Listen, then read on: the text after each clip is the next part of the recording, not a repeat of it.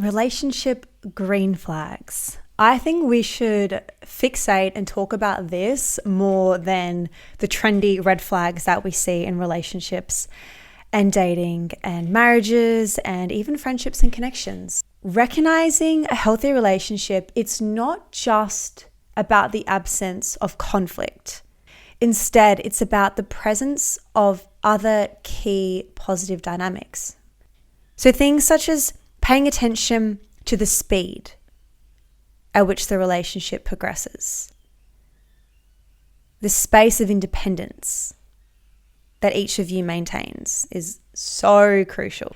And the way communication and conflict gets resolved and handled. That can really help you gauge whether the relationship is on a healthy path forward towards something such as mutual growth and satisfaction. And I really want to preface that this primarily I'm talking about a romantic relationship, but at the same time, so many of these ways of being and these key points that I'm going to dive into are also very transferable to your friendships, to your other connections in your life, in your career, with family members. So I really want to encourage you to evaluate the relationships in your life with this focus on these green flags, right? Where we're being positive here, we're flipping the switch.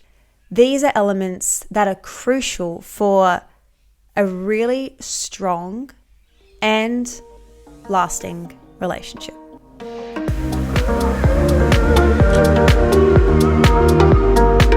So, as I preface, this is personal experience, what I'm going to be sharing. And I do love to almost tease and drop like a bit of a personal story throughout these episodes so you can get a bit of an insight into my life and where I'm coming from. But at the same time, I don't want to make this like a diary on my life. I want to give you a bit of a sprinkle on some kind of personal stories, but then go on to talk about the tangible or even like the intangible key points, action steps for you to take, whether they are actually actionable things or mind shifts or perspectives or things to ponder about, essentially.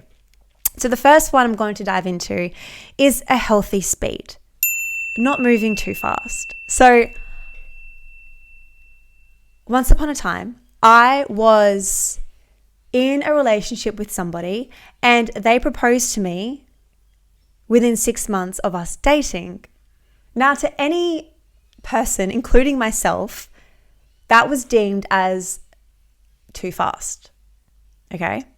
So I think maintaining this really normal, healthy speed is so essential to create something that is long lasting and also something that is fulfilling. And I look back as well, I know this is mostly about romantic relationships, but I just want to preface how this can also be with friendships as well. I look back at a lot of my friendships and the ones that started out really, I just became really close with them very quickly. Often ended in those ending quite quickly. And then I look back at my friendships that I've had for decades, 10 plus years, and they progressed at a really great speed because there was no need to rush or to hurry or whatever the conscious or even subconscious reason is, right? So I look at my friends that I've met in primary school, high school, university, or even just over the course of living. And those that have been around for, 6, 7 plus years are still in my life, right? And then there's those friendships that maybe they were short-lived. And there's this really beautiful saying that I hear a lot of people say, and I think a lot of us should remind ourselves of it, which is that people come into our life for a season, a reason, or a lifetime. And people who come into our life for a season or a reason, it may not always be the most pleasant ending. However, it was seasonal or it was for a reason. And then there's those lifetime people, right? There's those, I'm sure you can think of a handful of friends in your life that have been around forever, essentially, your lifetime people. And so in order to fulfill and also sustain this level of lifetime friendship, this lifetime connection, this lifetime relationship, you must be moving at a healthy speed, okay? And I know I gave the example of moving quite fast, but this can also be moving quite slow. If you're dating somebody, if you're in a relationship with somebody and it's just moving at an absolute snail's pace and that's not really flying with you, then that's okay. I think you will be able to best use your own discernment at what that definition of a healthy speed is. For some people, 6 months to be engaged is a good thing, is a healthy thing, right? For other people, it's not. It's up to your own discernment to decipher, okay, this is good or this is not so good. Secondly, healthy space and independence in the relationship. This, I feel, is so easy for us to almost forget about. Perhaps a new relationship and we're excited and it's new and there's so much to explore and do, and we just want to spend amples and amples of time with them. I mean, it makes sense. It's new, it's exciting. You want to essentially you do want to give all your time to this person. But there is this really beautiful piece of having healthy space, okay? Of having independence in your relationship still. So still fulfilling and having your own personal interests, hobbies, things that you like to do on a daily basis. Not straight away just giving them up because somebody has come into your life. But then you can be in this interesting predicament where you have these things that you love to do. I mean, in my case, it's going to Pilates, it's going to the gym, it's getting my nails done. And perhaps you come across a situation where that person likes to do that stuff as well. And so you do them together. And in the moment, you think there's no harm, there's no wrong, which there isn't, right? Because you're still filling your cup up, doing the things that you want to do. However, now you have somebody doing them with you, which is actually a really positive thing. Well, so it can be. But it could also turn into something not so healthy because you are not holding or even fulfilling your own sense of independence in the relationship. And so this is especially important when it comes to dating. So before you're actually in a relationship with somebody, we could be so quick to cancel plans with our friends if they ask us on a date or if they ask us to hang out and we already have pre-planned with a friend of ours or maybe a family member or just somebody else, and we straight away just bail on them because the person that we're dating has invited us somewhere and we so badly want to say yes. But there is so much power, there is so much personal power. This is what we spoke about in the previous episode as well. This is such a prominent theme. There is so much power when you can honor these commitments you've already made for yourself and not just let the fact that almost, in your eyes, you think it's a better option has come around. And so you're really quick just to drop what you had already planned for yourself. And I get it's so much easier said than done because when you're actually in that moment, you want to do that thing, right? And there is that really fine line of acting and honoring on your wants and what you want to do versus honoring your personal power and being like, well, actually, and your morals. Actually, I already said yes to seeing my friend for lunch. Actually, I already had plans to do this with my mum. Actually, I already was going to be doing this with my sister. So let me honor that because these are most likely your lifetime people, right? People that are going to hopefully stick by you for the long time.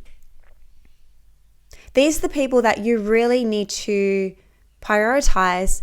But funnily enough, for some reason, because they are in this category of our life, of these lifetime people, of blood, of lifelong friends, we think, oh, they'll just be there forever. Of course we can just do this and do that. I'm sure, like many of us, love to watch Sex and the City, and I'm rewatching it for about the 34th time. And I notice this happens a lot where the four girls, they often bail on each other to go on dates, to hang out with boyfriends. And I find it interesting because in the show, of course, they're very forgiving and accepting and let them do this, and they love it, they love it because they do it. But I think it's interesting because when I'm watching the show, I'm watching it in such a different lens now where it's almost making me upset because of how they dictate and how they almost paint the picture of dating and relationships as so depressing and so impossible to find a quote unquote man. And every episode is just really fixated on finding the man and getting in the relationship. And it's really interesting how quickly all of the characters are to dispose of boyfriends and men instantly, okay? And I think it's really interesting because if I had plans with a best friend of mine and they bailed on me last minute to go on a date with a guy, or maybe even their boyfriend said, hey, let's do this instead, but they had already said yes to seeing me, I would be pissed off, to be honest, because that is showing that they are not portraying or holding this healthy independence in a relationship. And this happens all the time in Sex and the City. And I think it's really interesting because you look at the show and all four of them are 30 plus, basically desperately unhappy, wanting a relationship. The whole show, the whole premise is about finding a relationship. However, they're so quick to drop their friends and to dispose of men. And that's why it's making me mad because what kind of a, I mean, I know it's a made up show, but what kind of a story is that showing for women to be watching? Anyway, I know we shouldn't necessarily get dating advice from Sex and the City. It's purely entertainment, but it's really interesting to watch it through that lens and to see okay, they're so quick to dispose of men straight away and flog off their friends straight away. But then look at their lives as a whole. All four of them, all their relationships are pretty, for lack of a better word, fucked up, carrying big, absolutely destructive. I think the worst relationship ever. And they just don't really have the best morals because I believe it's not this level of healthy independence in a relationship, and that's really crucial. So we spent a lot of time on that point. Number 3, healthy communication. Working through issues and conflicts, okay? This is really what is going to be able to foreshadow the strength of your relationship and the timeline of it, how far it's going to progress. Because oftentimes the difficult conversations we have are the ones that matter the most. And this is in friendships as well. If a friend upsets us, we could be so quick and easy just to disregard it, push it under the rug and move forward, right? But there may always be this kind of strain in the friendship.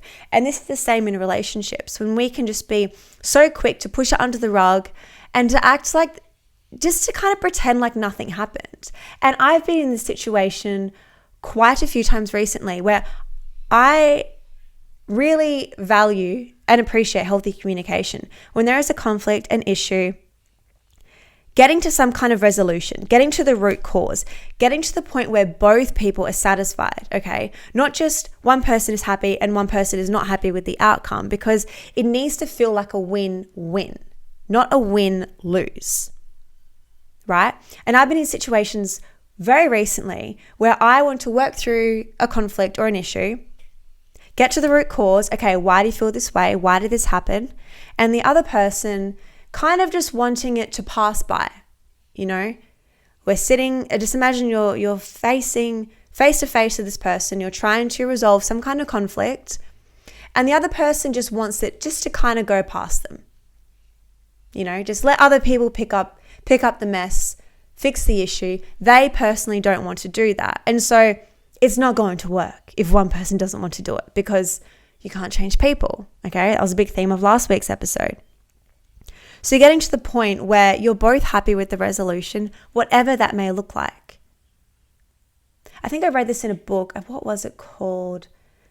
The 7 Habits of Highly Successful People. I think that's the title of it.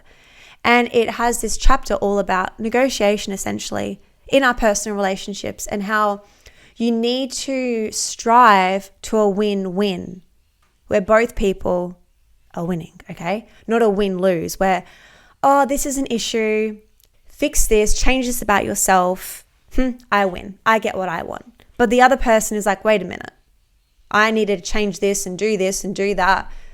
I don't want to do that, so I'm not happy. You want to get to a point where both people are satisfied, where one person doesn't feel like they're quote unquote losing.